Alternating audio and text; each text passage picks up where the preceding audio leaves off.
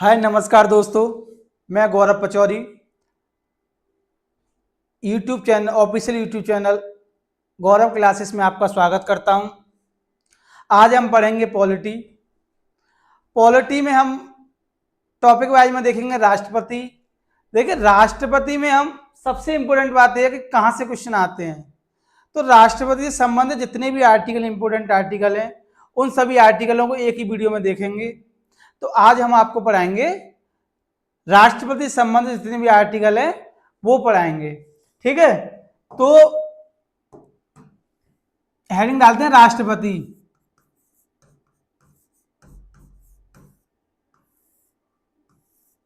राष्ट्रपति, देखिए राष्ट्रपति होता कौन है, किसका क्या पद है ये।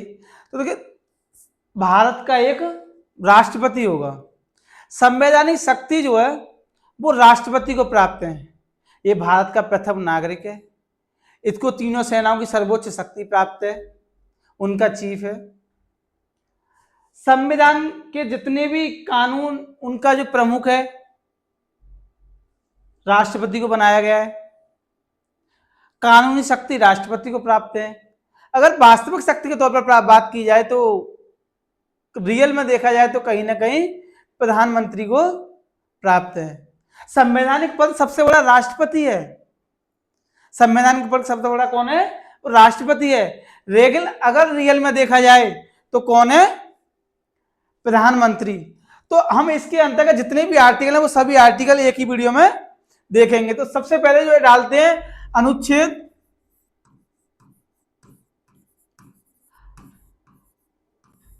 अनुच्छेद 52। अनुच्छेद 52 के अंतर्गत क्या आता है? भारत का एक राष्ट्रपति होगा।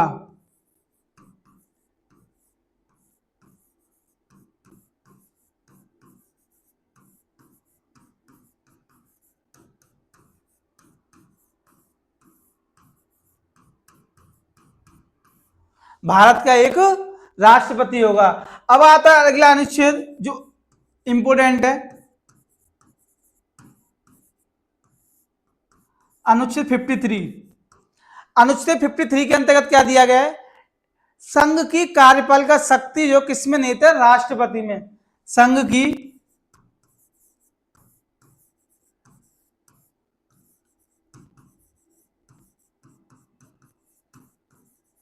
कार्यपालिका शक्ति, संघ की कार्यपालिका शक्ति किसमें निहित है? राष्ट्रपति में। संघ की कार्यपालिका शक्ति राष्ट्रपति में निहित है। राष्ट्रपति में निहित है। राष्ट्रपति में निहित। अगला आर्टिकल आता है अनुच्छेद 54। उससे पहले हम समझेंगे निर्वाचन। देखिए, इसका निर्वाचन कैसे होता है? क्या राष्ट्रपति का निर्वाचन प्रत्यक्ष होता है या अप्रत्यक्ष होता है, या इसका जो निर्वाचन की जो प्रक्रिया है वो क्या है? निर्वाचन जो होता है इसका अप्रत्यक्ष होता है।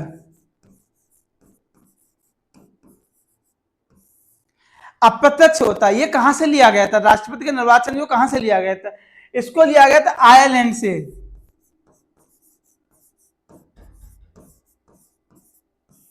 देखिए दोस्तों, ये जो क्वेश्चन है आयरलैंड कहां से लिया गया, निर्वाचन की जो प्रक्रिया राष्ट्रपति कहां से ली गई है, ये ली गई है आयरलैंड से। ये सीधा क्वेश्चन पूछा जाता है कि राष्ट्रपति के निर्वाचन से संबंधित जो प्रक्रिया वो कहां से ली गई है, ये ली गई है आयरलैंड से।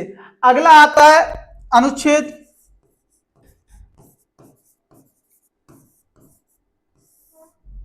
इसका निर्वाचन कराता कौन है? निर्वाचक मंडल द्वारा इसका निर्वाचन होता है। अनुच्छेद 54। आपने राष्ट्रपति के चुनाव देखे होंगे। क्या लोकसभा का सदस्य इसको वोट दे सकता है, या राज्यसभा का दे सकता है, या मनोनीत सदस्य वोट दे सकते हैं, या जो आम जनता है वो इसको वोट डाल सकती है? क्या आपने राष्ट्रपति के चुनाव को देखा है कि उसको कौन वोट देता है? क्या आपने कभी वोट डाला है इसको? जैसे प्रधानमंत्री का पद होता है, मुख्यमंत्री का होता है, चुनाव होते हैं तो वोट डाला जाता है, प्रधान का होता है, लेकिन राष्ट्रपति के चुनाव में क्या आपने वोट डाला है? तो इसका जो होता है कौन वोट डाल सकता है?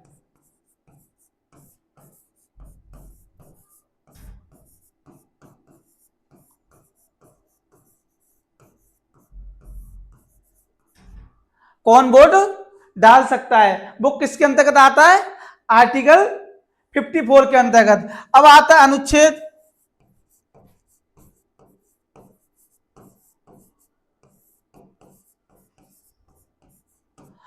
55। 55 में क्या आता है, निर्वाचन की प्रक्रिया।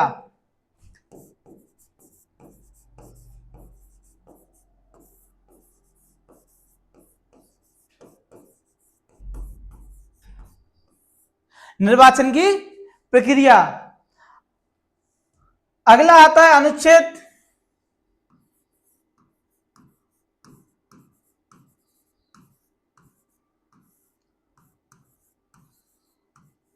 58। अनुच्छेद 58 के अंतर्गत क्या आता है, राष्ट्रपति की योग्यता। तो राष्ट्रपति की योग्यता में आप क्या लिखेंगे, क्या क्या होती हैं, ये देश का नागरिक होना चाहिए, राष्ट्रपति भारत का नागरिक होना चाहिए, ये 35 वर्ष की आयु पूरी कर चुका हो, किसी लाभ के पद पर न हो। ये जो योग्यता है वो किसके अंतर्गत आती है,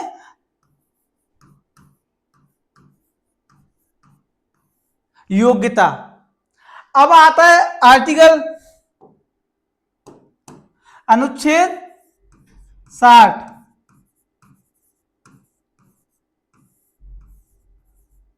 अनुच्छेद 60, अनुच्छेद 60 के अंतर्गत क्या दिया गया है, अनुच्छेद 60 के अंतर्गत दिया गया है इसका शपथ,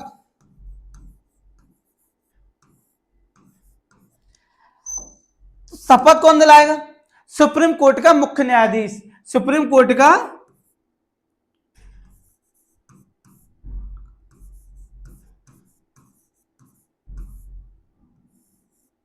मुख्य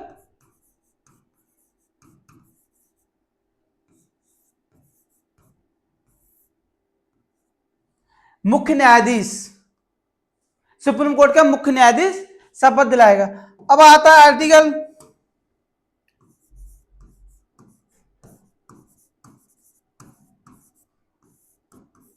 61। अनुच्छेद 61 के अंतर्गत क्या दिया गया, महाभियोग। महाभियोग,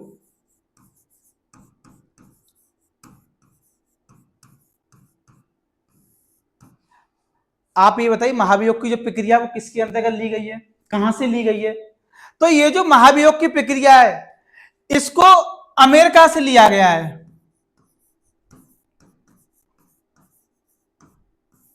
कहां से लिया गया है, अमेरिका से।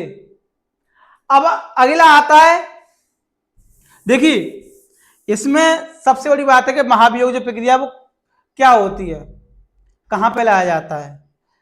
ये संसद के किसी भी सदन में, लोकसभा या राज्यसभा में लाई जा सकती है। इसकी सबसे बड़ी कंडीशन है कि इसकी जो लिखित सूचना है वो 14 दिन पूर्व लिखित देनी होती है, राष्ट्रपति को लिखित सूचना देनी होती है 14 दिन पूर्व।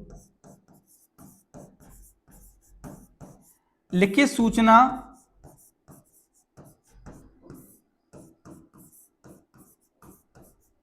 14 दिन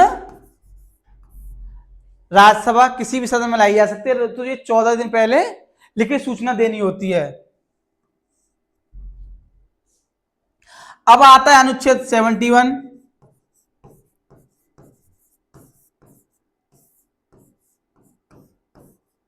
अनुच्छेद 71 के अंतर्गत क्या है, देखिए राष्ट्रपति का जब निर्वाचन हो रहा है, कोई पद चुना जा रहा है, तो जाहिर सी बात है कि विवाद होना स्वाभाविक है, कहीं ना कहीं कोई विवाद भी हो सकता है।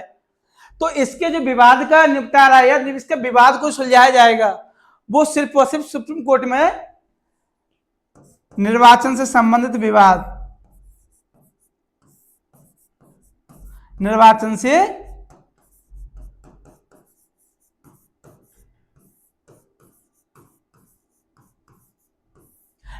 से संबंधित विवाद कहां पर जाएगा, सुप्रीम कोर्ट में।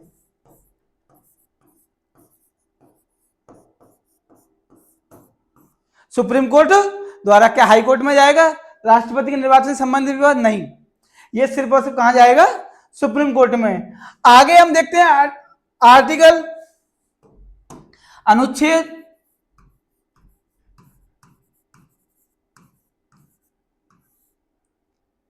72। अनुच्छेद 72 के अंतर्गत क्या दिया गया है?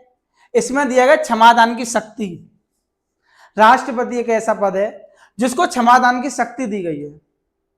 इसके अंतर्गत क्या है दोस्तों?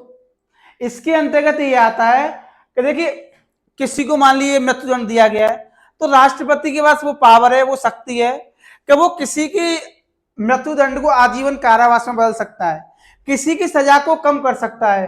तो क्षमादान की शक्ति जो है वो किसके अंतर्गत दी गई है? क्षमादान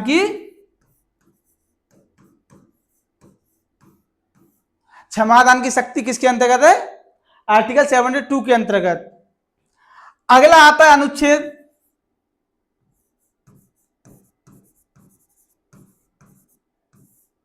123। ये 123 इसके अंतर्गत क्या है? अनुच्छेद 123 के अंतर्गत है अध्यादेश का उल्लेख। अध्यादेश का उल्लेख।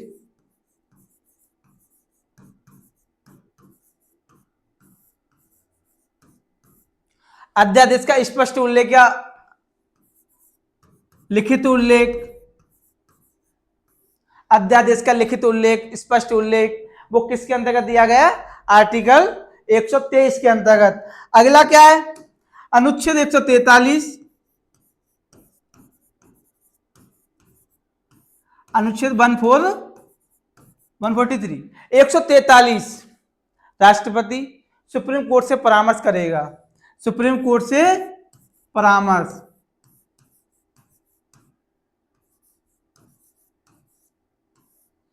सुप्रीम कोर्ट से परामर्श की शक्ति कहां है? आर्टिकल 143 के अंतर्गत दी गई है। अब आगे आता है इमरजेंसी।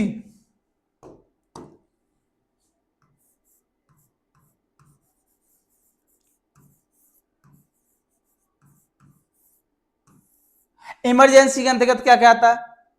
देखिए राष्ट्रपति को बहुत से अधिकार दिए गए, बहुत सी शक्तियां दी गई। मान लीजिए कोई देश पर संकट आए तो इसके पास वो पावर थी जिसके अंतर्गत हमें आर्टिकल 352 अनुच्छेद 352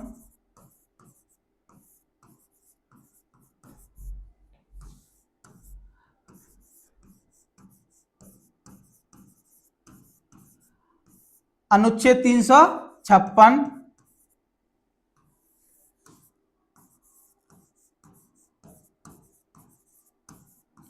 अनुच्छेद 360।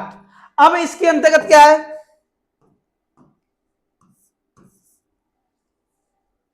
राष्ट्रीय आपातकाल।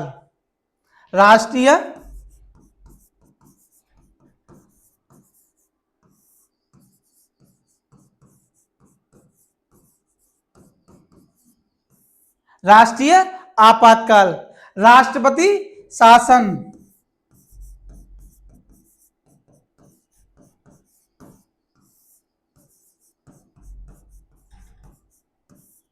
इसके अंदर दिया है वित्तीय आपातकाल।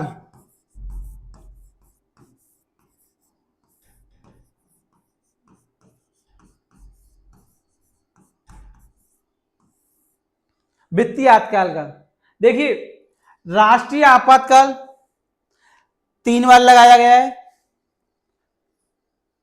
3 बार। राष्ट्रपति शासन सबसे ज्यादा लगा है, 100 से अधिक बार लगा है। इसको अभी भारत में एक ही बार नहीं लगाया गया है। तो आपको ये आर्टिकल समझ में आए होंगे दोस्तों। राष्ट्रपति से संबंधित जितने भी आर्टिकल हैं, आप किसी भी एग्जाम की तैयारी कर रहे हो आप देखिए जितने भी क्वेश्चन आपको दिखेंगे आर्टिकल से संबंधित वो इन्हीं आर्टिकलों से संबंधित होंगे। ठीक है, नमस्कार दोस्तों, आगे मिलते हैं।